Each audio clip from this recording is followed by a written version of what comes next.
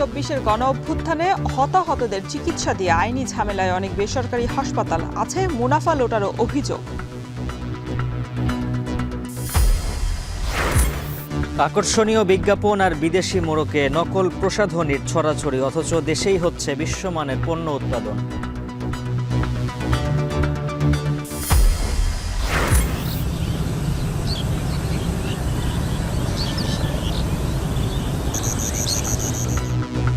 মাঠে মাঠে ধান কাটা উৎসব, চলছে নবান্নের আয়োজন। ভালো ফলন হওয়ায় লাভ নিয়ে আশাবাদী কৃষক। এখন ধান কাটছি, বানতে আছে, ঝাড়টি হবে। ফসল যা হয়েছে ভালো হয়েছে, তবে এবছর খরচ পড়েছে বেশি। Huge shot, really huge shot, wicket given. অ্যান্টিগায় প্রথম দিনে সমানে সমানে লড়াই, 5 উইকেটে উইন্ডিজের সংগ্রহ 250, শেষ বেলায় মিরাজ তাইজুলের জোড়া আঘাত।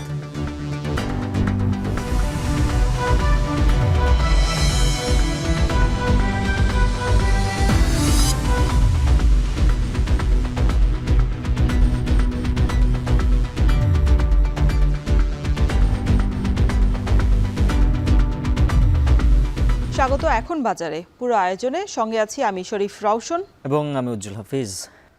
2024-এর গণ অভ্যুত্থানে চিকিৎসা দেয়া বেসরকারি হাসপাতালগুলোতে পড়তে হয়েছিল নানা আইনি ঝামেলায়। গোয়েন্দা নজরদারি সহ খুলে নেওয়া হয় হাসপাতালগুলোর আইটি ডিভাইস। ছাত্র জনতাকে সেবা দেয়ায় গ্রেফতার করা হয় অনেককে। অন্যদিকে আন্দোলনকালে আহত রোগীদের বাড়তি চাপকে কাজে লাগিয়ে অধিক মুনাফা লুটেরও অভিযোগ কোনো প্রতিষ্ঠানের বিরুদ্ধে। আরও জানাচ্ছেন দেলোয়ার দোলন।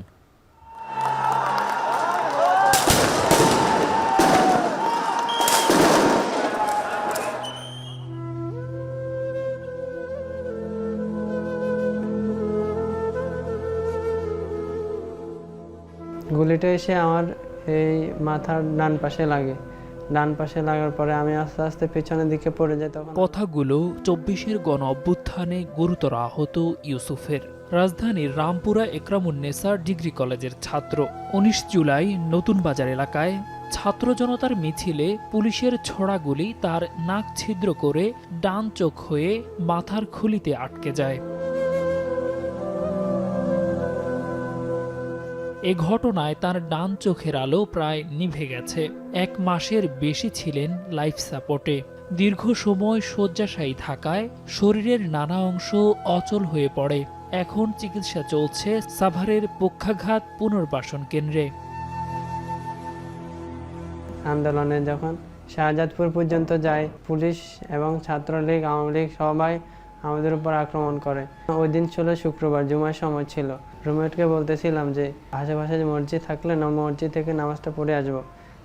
এই কথা নামাজের কথা বলতেছিলাম, ঠিক তখনই একটা গুলি এসে আমার মাথায় লাগে।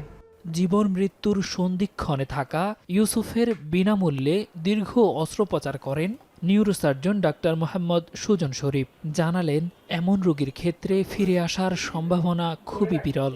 এই ইউসুফ নবীকে আমি যখন ফার্স্ট দেখলাম, তখন দেখলাম যে সে ইন্টুবেটেড অবস্থায় আছে, মানে পুরো অজ্ঞান থাকলে যা হয়, এবং তার কোনো সেন্সই ছিল না। তার নাকের এই বাম দিক থেকে একটা বুলেট যে তার ডান দিকের পিছনে, যেটাকে আমরা রাইট টেম্পোরাল লোব বলি, সেইখানে বুলেটটার অবস্থান ছিল। অপারেশনটা প্রায় 3-3.5 ঘন্টা লাগে।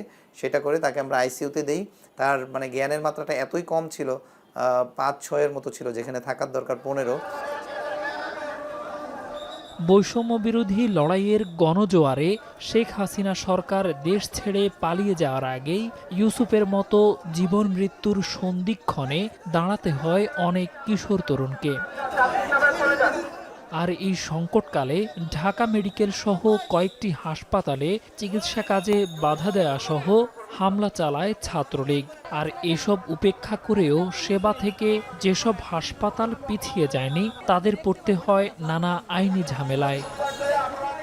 তখন আসলে আমাদের এই রোগীগুলোকে সেবা দেওয়া খুব কঠিন ছিল, কারণ পুলিশ এবং গোয়েন্দারা তারা এসে বারবার খুঁজছিল যে এই পেশেন্ট এখানে আছে কিনা, আমরা কোনো সেবা দিচ্ছি কিনা, কারণ তাদের পক্ষ থেকে বারবার বলা হয়েছে যে এদেরকে সেবা দেওয়া যাবে না। লাস্টে পুলিশ আমাকে ধরার জন্য আসছে যে আপনি এর মূল হোতা, আপনি এই চিকিৎসাগুলো বিভিন্নভাবে দিচ্ছেন, এদেরকে উৎসাহিত করছেন, কাজেই তারা আমাকে নেওয়ার জন্য এসেছে। তা আমি আসলে ছলে বলে কৌশলে এখান থেকে একরকম সরে যেতে হয়েছে। আমাদের লোকদেরকে এখান থেকে ধরে নিয়ে গেছে, তাদেরকে জেল খাটতে হয়েছে। এদিকে ২৪-এর গণ অভ্যুত্থানে আহত হয়ে হাসপাতালে যাওয়াদের চিকিৎসা না দেয়া সহ অভিযোগ রয়েছে বেশ কয়েকটি হাসপাতালের বিরুদ্ধে। সরকারি নির্দেশনা মেনে দেয়া হয়নি আহতদের বিনামূল্যে সেবা। দেলোয়ার দুলন, এখন, ঢাকা। বছরে দেশে প্রসাধনী পণ্যের প্রবৃদ্ধি ৮ থেকে ১০%, যার সাথে তাল মিলিয়ে গড়ে উঠেছে দেশীয় প্রসাধনী প্রতিষ্ঠান, যেখানে উৎপাদিত হচ্ছে বিশ্বমানের সব পণ্য। তবে আকর্ষণীয় অনলাইন বিজ্ঞাপন আর বিদেশি মোড়কে নকল পণ্যে সয়লাভ প্রসাধনী বাজার, এতে প্রতারিত হচ্ছেন ভোক্তারা। আর খাত সংশ্লিষ্টরা বলছেন, আমদানি নির্ভরতা কমানোর পাশাপাশি সমন্বিত নীতি সহায়তাই পারে এই শিল্পকে আরও সমৃদ্ধ করতে। বিস্তারিত দেখুন সিফাত শাহরিয়ারের প্রতিবেদনে। কলেজার বোনেরা দেখতে পারতাছো আমি কত সুন্দর করে সাজতেছি। আর যেন সবজি বিক্রির বিজ্ঞাপন, যত বেশি তত পুষ্টি। অনলাইনে পাতা উল্টালেই যেন হরেক পদের হকার, উপস্থাপনাও চটকদার। রিঙ্কেল প্রবলেম, চামড়া কুঁচকে দেওয়ার যে সমস্যা রয়েছে, সেই ত্বকে কি করবে সেটা লেখা রয়েছে এই সাইটটাতে। ইনগ্রেডিয়েন্ট গুলো সামাজিক যোগাযোগ মাধ্যমে প্রসাধনীর এমন রংচটা প্রদর্শনী আর আশ্বাসে আটকে যান অনেকেই। তরুণদের চাওয়া এসবের লাগাম টানা হোক। ফেসবুকে ঢুকলে বা যে কোনো সোশ্যাল মিডিয়াতে ঢুকলেই স্ক্রল করলে আমরা হোয়াইটনিং ক্রিমের অ্যাডভার্টাইজগুলো দেখে থাকি। হ্যাঁ, আমার বান্ধবীদের মধ্যে যারা অনেকে এটা কিনেছেন, এই হোয়াইটনিং ক্রিমগুলো ব্যবহার করেছেন, দেখে তাদের স্কিনে অনেক প্রবলেম দেখা দেয়, যার জন্য তারা কিনেছে, উল্টো তাদের আরো ক্ষতি হয়ে যায়। চোখে শুধু অনলাইন নয়, যাচাই বাছাইয়ের পরও ঠকতে হচ্ছে ভোক্তাদের। মুখে সানস্ক্রিন মেখে চোখের ক্ষতিতে পড়েন হুমায়রা। সান থেকে প্রোটেকশন পেতে আমি সানস্ক্রিন ইউজ করছি, কিন্তু সেটা থেকে যে আমার চোখের বড় রকম একটা ক্ষতি হতে পারে আমিও ভাবিনি। ডাক্তাররা বলছেন যে আপনি যদি মানে আরেকটু দেরি করে আসতেন, সেক্ষেত্রে আপনার চোখের বড় ধরনের কোনো একটা ক্ষতি হতে পারতো। চিকিৎসকরা বলছেন, ত্বকের সমস্যায় ভোগা ৫০% নারী নকল প্রসাধনী ব্যবহার করেন। আমি বলবো মোর দেন 50% পেশেন্ট ওই ধরনের ক্রিম মেখে আসে এবং আসার পরে এত সমস্যা নিয়ে আসে, যখন এটা নিয়ে আমরা নিজেরা হিমশিম খেয়ে যাই যে আসলে কি করব। অনেক দীর্ঘমেয়াদী এবং ব্যয়বহুল চিকিৎসা হয়ে যায়। তবে আছে ভিন্ন চিত্র, রয়েছে নির্ভরযোগ্য দেশীয় প্রতিষ্ঠান। সুযোগ থাকছে ত্বক অনুযায়ী পণ্য কেনার। এক ছাদের নিচে সকল মানের পণ্য পাওয়াতে খুশি ক্রেতারাও।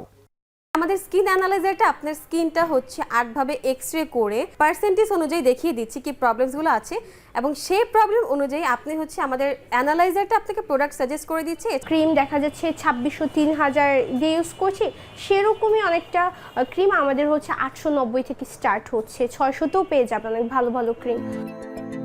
প্রসাধনী খাত সংশ্লিষ্টরা বলছেন, বছরে এর প্রবৃদ্ধি বাড়ছে ৮ থেকে ১০% হারে। ২০২৭ সালে এ খাতে প্রবৃদ্ধি দ্বিগুণ হওয়ার আশা তাদের। তবে আমদানি নির্ভরতা কমাতে দরকার নীতি সহায়তা। উৎপাদন ক্ষমতাও বাড়তেছে, আর এটার অর্থনীতির একটা বড় একটা অপরচুনিটি অলরেডি আমাদের হাতছানি দিচ্ছে। যেরকম গার্মেন্টস শিল্প আমাদের বাংলাদেশে একটা ভালো জায়গায় আছে, ঠিক আমি আশা করি যে এই শিল্পটা কিন্তু সেই জায়গায় নিয়ে যাওয়া সম্ভব। বলা হয়ে থাকে যে প্রায় $3 বিলিয়ন ডলারের একটা মার্কেট এবং 8 to 10% হারে গ্রো করছে। বাংলাদেশে আমাদের যে প্রোডাকশন ফ্যাসিলিটি, আমি বলবো one of the biggest in South East Asia. সমন্বিতভাবে কোনো একটা নীতি তৈরি করতে হবে। লোকাল কোম্পানিগুলি কিন্তু অ্যারাউন্ড 30%-এর মতো কন্ট্রিবিউট করে, 32%, যেটা প্রায় 3% বেড়ে গেছে। তো এটা খুব গুড নিউজ, তার মানে লোকাল কোম্পানিগুলি আরও কম্পারেটিভ হচ্ছে। ভোক্তা অধিদপ্তরের মহাপরিচালক বলছেন, কেউ দেশীয় পণ্য উৎপাদন করতে চাইলে তাকে সহযোগিতা করবে সরকার, তবে নৈতিক জায়গায় থাকতে হবে স্বচ্ছ। যদি দেশীয় পণ্য উৎপাদন করেন তাকে সরকার উৎসাহিত করবে। এখানে সরকারের উৎসাহের কার্পণ্য নাই, এবং প্রয়োজনে ব্যাংকিং চ্যানেলে বা অন্য চ্যানেলে সাহায্য করে আসছে, করে থাকবে, এটা চলমান আছে। অর্থনীতিবিদরা মনে করছেন, দেশীয় কসমেটিক্সের রপ্তানি বাড়াতে পণ্যে আনতে হবে বৈচিত্র্যতা। দেশের জন্য এক ধরনের ডিজাইন এবং বিদেশের জন্য এক ধরনের ডিজাইন, দুইটার মধ্যে রাখতে হবে। প্লাস এই প্রোডাক্ট যদি আমার হালাল করা যায়, তাহলে আমরা মুসলিম মার্কেটগুলো ধরতে পারবো।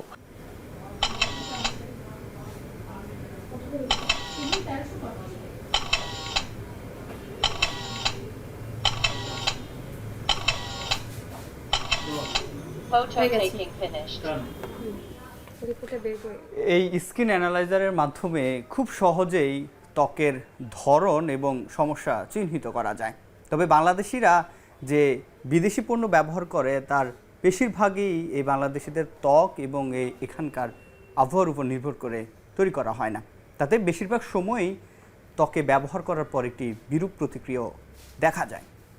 বিশ্লেষকদের মত, এই বিদেশি পণ্য ব্যবহার কমানোর পাশাপাশি দেশীয় যে প্রতিষ্ঠানগুলো রয়েছে তাদেরও বাংলাদেশিদের ত্বকের উপর নির্ভর করে পণ্য উৎপাদন বাড়াতে হবে।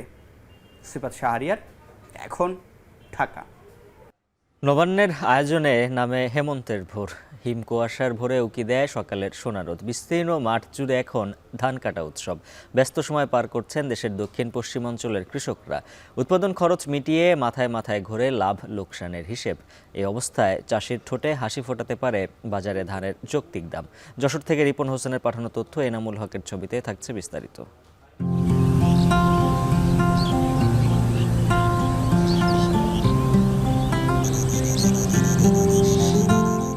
হেমন্ত মানেই হিমকুয়াশার ভোর। শুভ্র চাদর উল্টে উকি দেয় সকালের সোনারোদ। তসবি দানার মতো ধানের শীষে দোল খায় শিশির বিন্দু।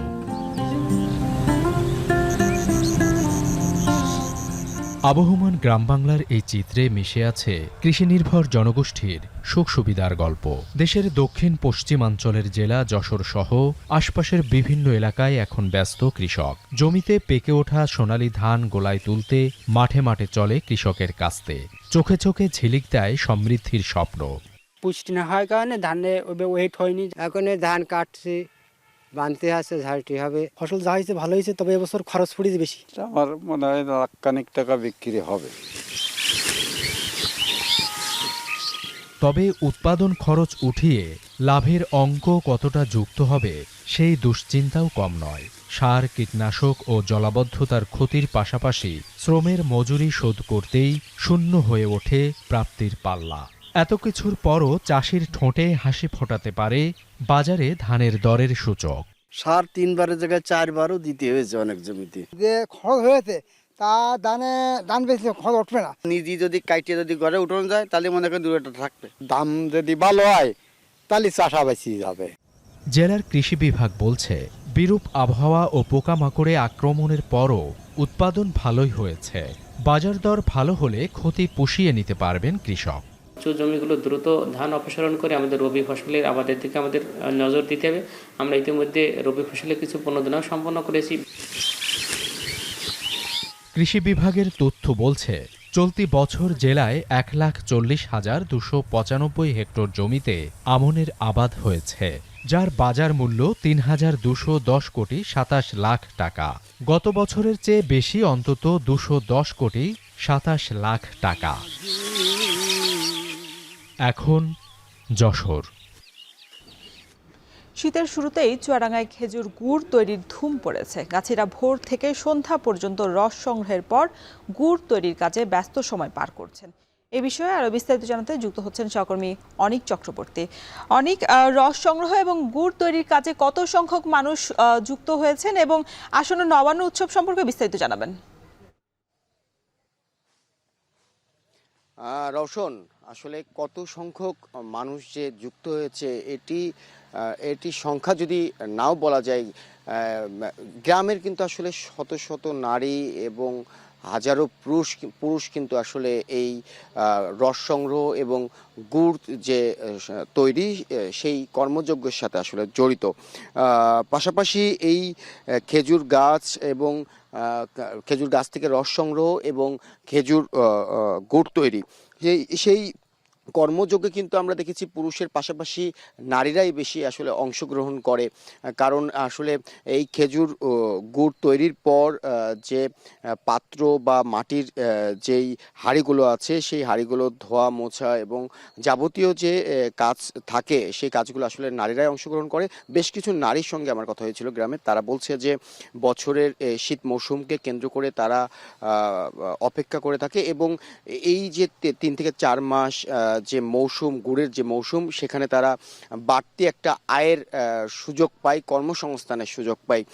পাশাপাশি শীতের সাথে যেহেতু খেজুর রস এবং খেজুর গুড় ওতপ্রোতভাবে জড়িত, সেখানে কিন্তু আসলে এই যে নবান্ন উৎসব বলা যায়, সেই নবান্ন কিন্তু আসলে খেজুর গুড় কিন্তু আসলে খুব গুরুত্বপূর্ণ একটা ভূমিকা রাখে।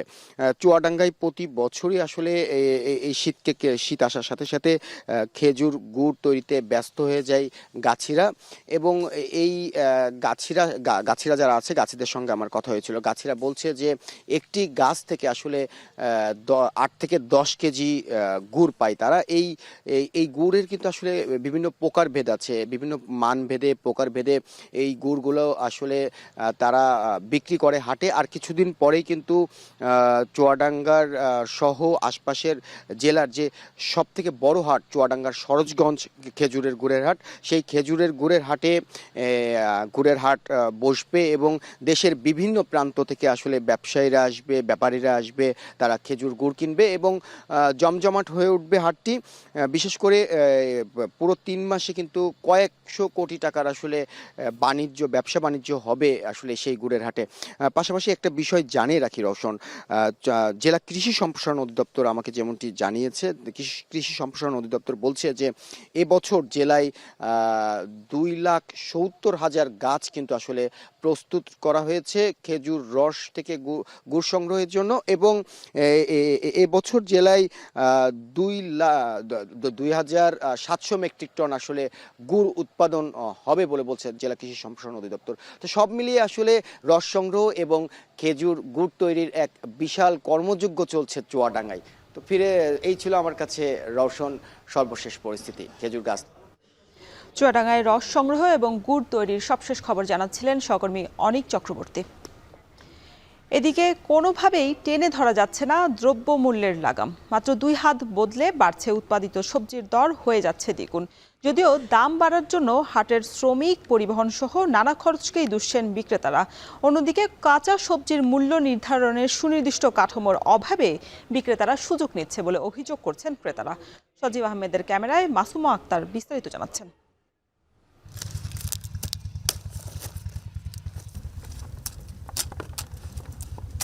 শিশির ভেজা সবুজে চোখ জোড়ানো ঘিয়ে বর্ণের ফুল। চলতি বছর উৎপাদন ভালো হওয়ায় খুশি রাজশাহীর চাষিরা।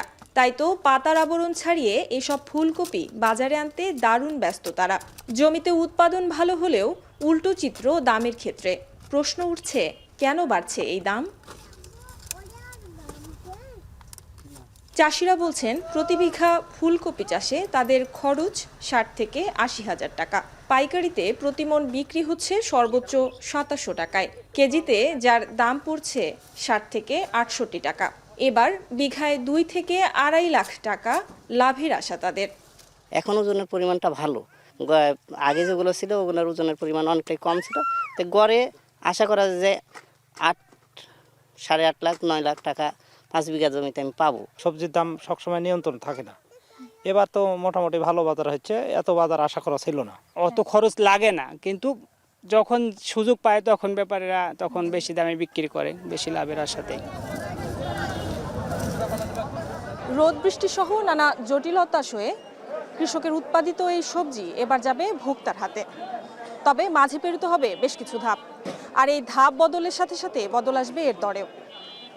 এবার মাঠ থেকে এই সবজি কৃষকের হাতে পৌঁছতে এর দামের পার্থক্য ঘটে কতটা, সেটাই দেখব স্থানীয় হাট বাজারে। মাঠের ফুলকপি আনা হয়েছে পাইকারি বাজারে, কেজিতে দাম বেড়েছে 7 থেকে 10 টাকা। এছাড়া জমিতে কেজি প্রতি 50 টাকা বিক্রি হওয়া সিম বিক্রি হচ্ছে 80 টাকায়। 1 হাত বদলেই সবজি ভেদে দাম বেড়েছে 10 থেকে 30 টাকা পর্যন্ত। ব্যবসায়ীরা বলছেন, হাটের খাজনা সহ নানা খরচের সমন্বয় করতেই নাকি বাড়ছে এই পরিমাণ দাম।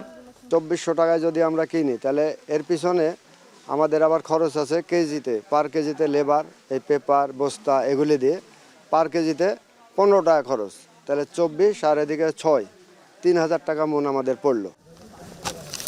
পাইকারি বাজার থেকে এসব সবজির গন্তব্য এখন জেলার বাইরে কিংবা স্থানীয় খুচরা বাজার। সেখানেও কেজিতে 5 থেকে 10 টাকা বেড়ে সবজির দাম হয়ে যায় আকাশচুম্বী। কেজিতে 4 টাকা 5 টাকা লাভ, আর পাইকারি বিক্রি হলে 1 টাকা 2 টাকা লাভ হলে আমাদের অনেক। এর থেকে ধরেন যে আমাদের 10 টাকা লাভ আসছে, কিন্তু এই বাজারের খাজনা টাজনা সব দিয়ে ধরেন হালকা কিছু লাভ থাকে। মরিচ 100 কিনা আমরা 110 বেচছি, পানি ফল ধরেন 18 কিনা 20 বেচছি, জলপাই 30 কিনা 32 বেচছি, 2 টাকা লাভ করছি। কাঁচামালের দাম নির্ধারণে সুনির্দিষ্ট কোনো কাঠামো না থাকায় সুযোগ নিচ্ছে স্থানীয় বাজার সিন্ডিকেট ও মধ্যস্বত্বভোগীরা। যৌক্তিক কারণ নেই, অথচ লাগাম ছাড়াই ছুটছে দাম। তাই বাজার দর নিয়ন্ত্রণে নজরদারির দাবি ক্রেতাদের। মাসুম আক্তার, এখন রাজশাহী। 7 বছরেও শেষ হয়নি বরিশালের 200 শয্যা বিশিষ্ট শহীদ সুকান্তবাবু শিশু হাসপাতালের নির্মাণ কাজেতে ভোগান্তি বেড়েছে নগরবাসীর। গণপূর্ত বিভাগ জানায় দ্রুতই হাসপাতালের কাজ শেষে হস্তান্তর করা হবে। আর স্বাস্থ্য বিভাগ বলছে হাসপাতালের কার্যক্রম পুরোপুরি চালু হলে বরিশাল বিভাগের মানুষ উন্নত চিকিৎসা পাবে। মাহমুদুন নবীর তোলা ছবিতে আরও জানাচ্ছেন অমিত হাসান।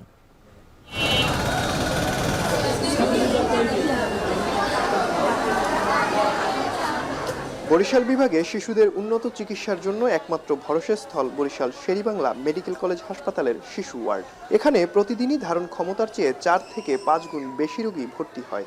জায়গা সংকুলন না হওয়ায় অনেকেই চিকিৎসা নেয় মেঝেতে। এছাড়াও সেবা নিতে রোগী ও তার স্বজনদের পড়তে হয় নানা ভোগান্তিতে। অনেক ভোগান্তি পড়তে হয়, আমাদের মেডিকেল যেতে হয়, বিভিন্ন জায়গায় ডাক্তার দৌড়াইতে হয়। এইটা যদি উদ্বোধন হয়ে যেতে তাহলে আমাদের একটু সুবিধা হইতে। যদি আমাদের আশেপাশে হাতের নাগালে যদি এই শিশু হাসপাতাল উদ্বোধন হয়, সেক্ষেত্রে শুধু আমরা বাচ্চাদের চিকিৎসার্থে এখানেই আসতে পারি। শিশু হসপিটালটা দীর্ঘদিন ধরে কাজ চলতেছে, কিন্তু সম্পূর্ণ হচ্ছে না। এজন্য বরিশাল শেরেবাংলা হসপিটালে খুব চাপ পড়ছে। শিশুদের জন্য স্পেশালাইজড হাসপাতাল, আমি বলবো যে মা ও শিশুদের জন্য স্পেশালি হাসপাতাল দরকার আছে। এমন পরিস্থিতিতে শিশুদের উন্নত চিকিৎসায় 2017 সালে নগরীর আমানতগঞ্জ এলাকায় বিশেষায়িত শিশু হাসপাতাল তৈরির উদ্যোগ নেয় সরকার, যেখানে সাধারণ শিশু ward, radiology, diagnostic, pathology, operation block, therapy বিভাগ সহ থাকবে প্রশাসনিক ব্লক ও সম্মেলন কক্ষ। তবে নির্মাণ কাজ 2 বছরে শেষ হবার কথা থাকলেও এরই মধ্যে পেরিয়ে গেছে 7টি বছর। মূল ভবনের নির্মাণ শেষে বর্তমানে চলছে রং করা, ইলেকট্রিক লাইন, সড়ক মেরামত, লিফট সহ অন্যান্য আনুষঙ্গিক কাজ।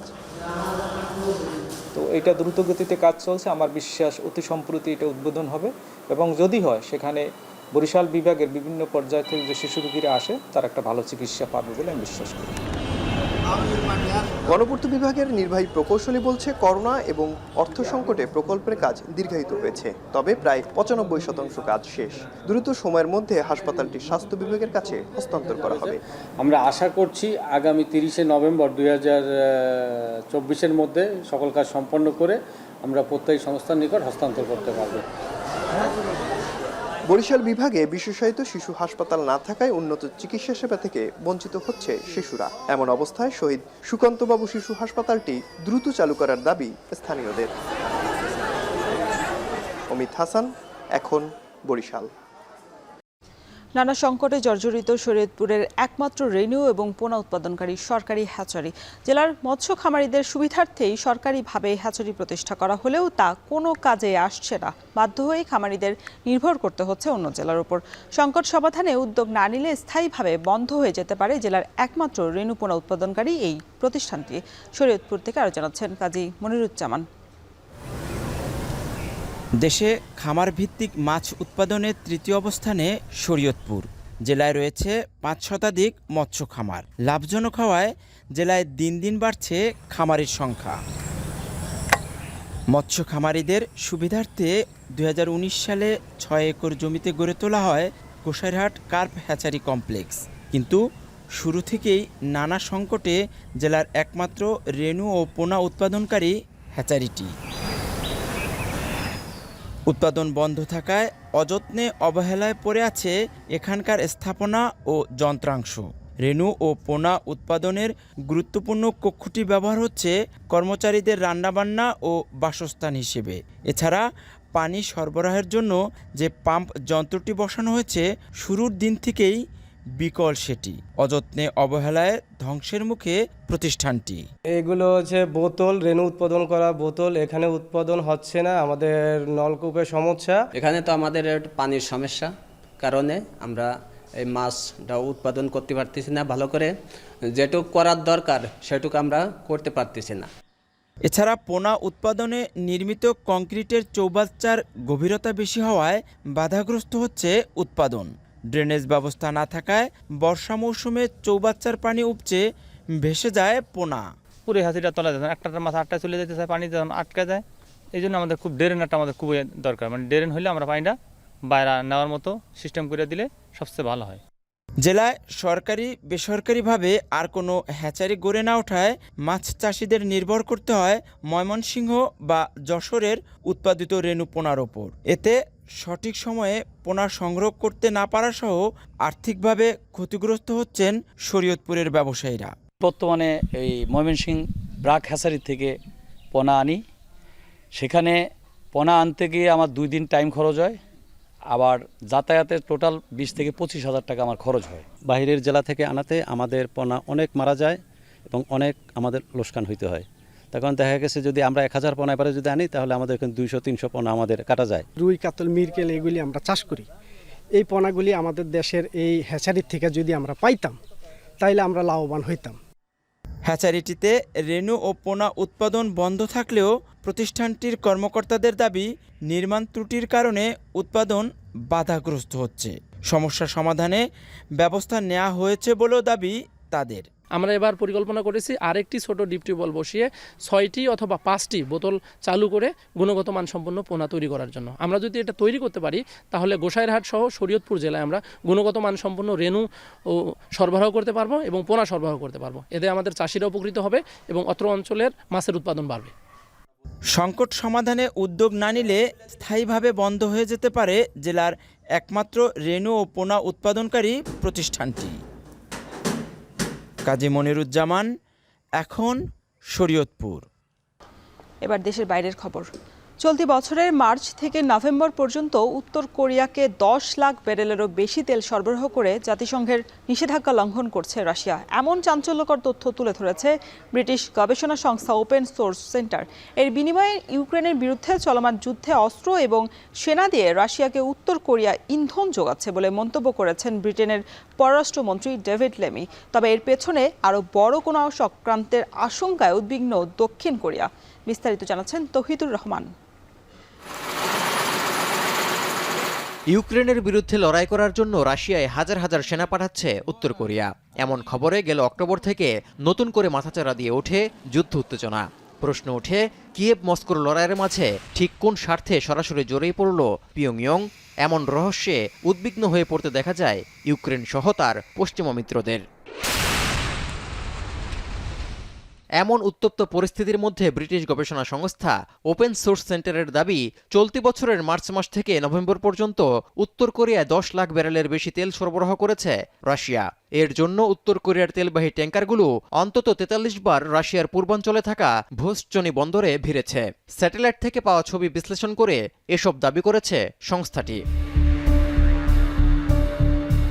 প্রমাণ হিসেবে তেলবাহী ট্যাঙ্কারের আরও 2টি ছবি গণমাধ্যমে তুলে ধরেছে ওপেন সোর্স সেন্টার, যেখানে দেখা যায় রাশিয়ায় খালি ট্যাঙ্কার পাঠিয়ে তাতে তেল ভর্তি করে নিয়ে যাচ্ছে উত্তর কোরিয়া।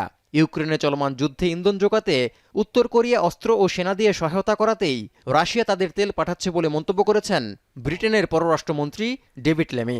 এই তেল সরবরাহ কোরীয় উপদ্বীপ, ইউরোপ এবং ইন্দো প্যাসিফিক অঞ্চলের নিরাপত্তার উপর সরাসরি প্রভাব ফেলেছে বলেও অভিযোগ তোলেন তিনি। এমনকি এও বলেন যে কিয়েভের বিরুদ্ধে যুদ্ধ চালিয়ে যেতে পিয়ংইয়ংয়ের উপর নির্ভরশীল হয়ে উঠছে মস্কো। এদিকে মস্কো পিয়ংইয়ংয়ের এই সেনা তেল বিনিময় প্রক্রিয়ার মধ্য দিয়ে জাতিসংঘের নিষেধাজ্ঞা লঙ্ঘন হয়েছে বলে মনে করছেন বিশেষজ্ঞরা। কারণ জাতিসংঘের নিষেধাজ্ঞা অনুযায়ী বছরে সর্বোচ্চ 5 লাখ ব্যারেলের বেশি তেল কিনতে পারবে না উত্তর কোরিয়া। পারমাণবিক অস্ত্র তৈরি থেকে উত্তর কোরিয়াকে দূরে রাখতেই এই নিষেধাজ্ঞা আরোপ করা হয়েছিল, যা উপেক্ষা করে পিয়ংইয়ং 9 মাসে 10 লাখ ব্যারেলেরও বেশি তেল সংগ্রহ করেছে। সবশেষ 5 নভেম্বর উত্তর কোরিয়ার কয়েক হাজার সৈন্যকে রাশিয়ায় পাঠানো হয়েছে বলে জানা গেছে। ইউক্রেনের বিরুদ্ধে চলমান যুদ্ধে রাশিয়ার শক্তিকে বাড়াতে এবং উত্তর কোরিয়ার অর্থনৈতিক স্থিতিশীলতা বজায় রাখতেই এই সরবরাহ ব্যবস্থা সাহায্য করছে বলে মনে করা হচ্ছে।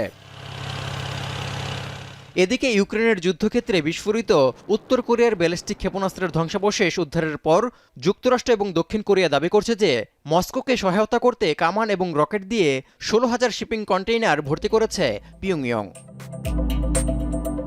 এই অবস্থায় রাশিয়া ইউক্রেন যুদ্ধে কিম জং উন ভ্লাদিমির পুতিনের প্রতি তার সমর্থন আরও বাড়ালে বিনিময়ে তেল ছাড়া পিয়ংইয়ং আর কি পেতে পারে তা নিয়ে উদ্বেগ বাড়ছে। এরই অংশ হিসেবে পিয়ংইয়ংকে তার স্পাই স্যাটেলাইট এবং ব্যালিস্টিক ক্ষেপণাস্ত্র উন্নত করতে মস্কো প্রযুক্তি সরবরাহ করতে পারে বলে শঙ্কায় দক্ষিণ কোরিয়া। যুক্তি হিসেবে সিউল বলছে, বড় ধরনের স্বার্থ ছাড়া কোনো দেশই শুধু তেলের বিনিময়ে নিজ দেশের সেনাদের অন্য দেশের যুদ্ধক্ষেত্রে মৃত্যুর মুখে ঠেলে দিতে পারে না। তৌহিদুর রহমান, এখন বিশ্ব।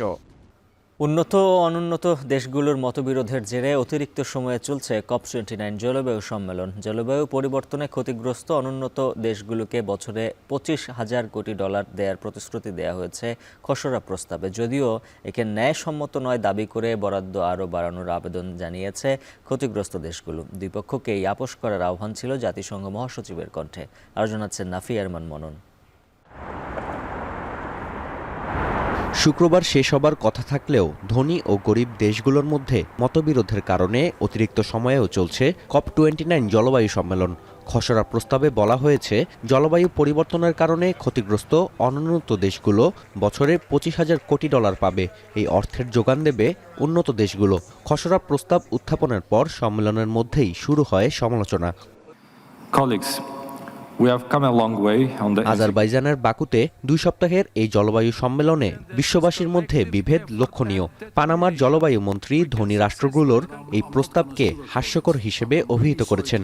অভিযোগ করেন, উন্নত রাষ্ট্রগুলো চায় পৃথিবী নামক গ্রহটি পুড়ে যাক। উল্টো দিকে বার্তা সংস্থা রয়টার্সকে ইউরোপীয় এক মধ্যস্থতাকারী জানান, প্রস্তাবিত অর্থের পরিমাণ অনেক বেশি, যা বাড়ানোর কোনো প্রয়োজন নেই।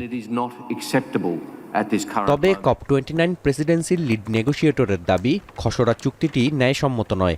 শেষ মুহূর্ত পর্যন্ত অর্থ বাড়াতে কাজ করার কথা জানান তিনি।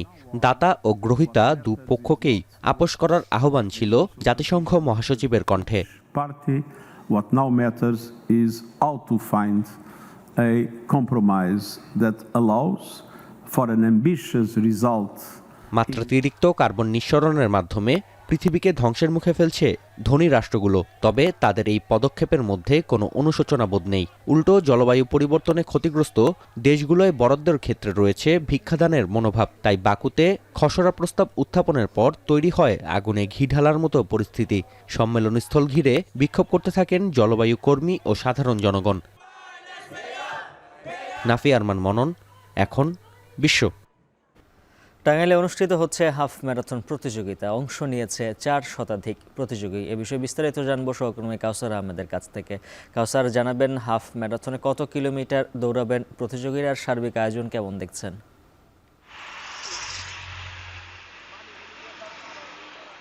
জি উজ্জ্বল, আমি আছি টাঙ্গাইলের ধনবাড়ির ভাইঘাট এলাকায়। এই এলাকায় স্পোর্টস লাভার্স অ্যাসোসিয়েশনের উদ্যোগে এই ম্যারাথনের আয়োজন করা হয়েছে। আর এই ম্যারাথনটি হচ্ছে 11.5 কিলোমিটার। এই ধনবাড়ি যে নবাব ইনস্টিটিউট হাই স্কুল মাঠ আছে সেখান থেকে শুরু হয়ে এই ধনবাড়ির বিভিন্ন সড়ক প্রদক্ষিণ করে কিন্তু যারা প্রতিযোগী রয়েছেন তারা কিন্তু প্রদক্ষিণ করতে সেই মাঠের দিকে আবার ফিরে যাচ্ছেন। আমরা লক্ষ্য করেছি যে পাবনার এক কলেজ শিক্ষার্থী রয়েছে, তিনি কিন্তু প্রথম হচ্ছেন বলে আমরা ধারণা করছি। তিনি বলছেন যে এইবার দিয়ে তিনি প্রায় 50 বারের মতো তিনি এই ম্যারাথনে অংশ নিয়েছেন। আর এছাড়াও আমরা দেখতে পাচ্ছি যে সকাল থেকেই এই মাঠে অনেক প্রতিযোগী ছিল। আর এছাড়াও এই মাঠকে ঘিরে কিন্তু প্রত্যেক বছরই খেলার আয়োজন করা হয়। আর এই খেলার যারা আয়োজক কমিটি রয়েছেন তারা স্পোর্টস লাভার্স অ্যাসোসিয়েশনের উদ্যোগে আজ তাদের প্রথম প্রতিষ্ঠা বার্ষিকী। তারা বলছেন যে তরুণ ও যুব সমাজদের মাদক এবং সন্ত্রাস থেকে দূরে রাখতে কিন্তু এই খেলাধুলা সহ বিভিন্ন সামাজিক স্বেচ্ছাসেবকমূলক তাদের কাজে অংশগ্রহণ করানো হচ্ছে। আর যে কারণে কিন্তু এবছর প্রথম প্রতিষ্ঠা বার্ষিকী উপলক্ষে দ্বিতীয়বারের মতো কিন্তু তারা এই ম্যারাথনের আয়োজন করেছে। আমরা দেখেছি যে শুধু টাঙ্গাইলের ধনবাড়ি বা টাঙ্গাইল বা নয়, সারা দেশের বিভিন্ন জেলা থেকে প্রায় 4 শতাধিক প্রতিযোগী যারা রয়েছেন তারা এখানে অংশ নিয়েছেন। আর আমরা এই মাঠে উপস্থিত হয়েছিলাম ভোরবেলা। আমরা লক্ষ্য করেছি যে ভোর থেকে কিন্তু তারা যারা প্রতিযোগী রয়েছেন তারা এখানে অংশ নিতেন। আর যারা দূরের রয়েছে অর্থাৎ টাঙ্গাইলের জেলার বাইরে রয়েছেন তারা কিন্তু আগের দিন এসে এখানে অবস্থান করেছিলেন। সেই অনুযায়ী কিন্তু তারা এখানে ভোরবেলা উপস্থিত হয়েছেন এবং তারা প্রতিযোগিতায় অংশ নিয়েছেন। আর এখানে যারা আয়োজক কমিটি রয়েছেন তারা বলছেন যে এই ম্যারাথনের পাশাপাশি বিভিন্ন বয়সের ছেলে মেয়েদের বিভিন্ন খেলাধুলা, ক্রিকেট এছাড়াও কিন্তু হাডুডু খেলারও আয়োজন করা হয়েছে। আর তারা বলছেন যে সন্ধ্যায় কিন্তু এখানে সাংস্কৃতিক অনুষ্ঠান অনুষ্ঠিত হবে। আর যে কারণে কিন্তু যুব সমাজের মধ্যে যে একটা উৎসাহ উদ্দীপন আমরা লক্ষ্য করেছি। আর এদের মূল লক্ষ্যই হচ্ছে যে সমাজের যারা উদীয়মান তরুণ রয়েছে বা যুব সমাজ রয়েছেন তাদের মাদক থেকে দূরে রাখার জন্য কিন্তু তারা এই লাভার স্পোর্টস লাভার অ্যাসোসিয়েশন গড়েছেন। যে কারণে তারা বলছেন যে এখানে একদিকে যেমন মানুষ মাদক থেকে দূরে থাকবে, অন্যদিকে সুস্থ দেহ সুন্দর মন গড়ে তোলার জন্য কিন্তু এই অ্যাসোসিয়েশনটি অনেক কাজ করে যাচ্ছে। আর এছাড়াও এই এলাকার কয়েকজন কলেজ শিক্ষার্থীর সাথে কথা হয়েছে, তারা বলছেন যে আগে যারা এই মুঠোফোনে সময় পার করতো তারা কিন্তু এই খেলাধুলার পাশাপাশি সামাজিক ও স্বেচ্ছাসেবকমূলক অনেক কাজে তারা অংশ নিচ্ছে। একদিকে তাদের লেখাপড়ার মান ভালো হচ্ছে, অন্যদিকে যারা শিক্ষার্থী রয়েছে তারা সমাজ সেবায় অংশ নিতে পারবেন। তো উজ্জ্বল, এই ছিল আমার কাছে টাঙ্গাইল থেকে ম্যারাথন প্রতিযোগিতার সবচেয়ে। ম্যারাথন প্রতিযোগীর খবর জানাচ্ছিলেন সহকর্মী কাউসার আহমেদ। এখন বাজার শেষ করার আগে শিরোনামগুলো জানিয়ে দিচ্ছে আরো একবার। ২৪-এর গণ অভ্যুত্থানে হতাহতদের চিকিৎসা দিয়ে আইনি ঝামেলায় অনেক বেসরকারি হাসপাতাল, আছে মুনাফা লোটারও অভিযোগ।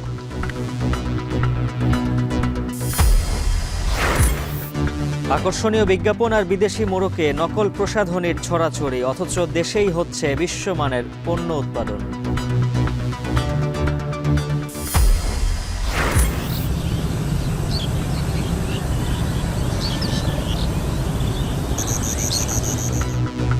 মাঠে মাঠে ধান কাটা উৎসব, চলছে নবান্নের আয়োজন, ভালো ফলন হওয়ায় লাভ নিয়ে আশাবাদী কৃষক।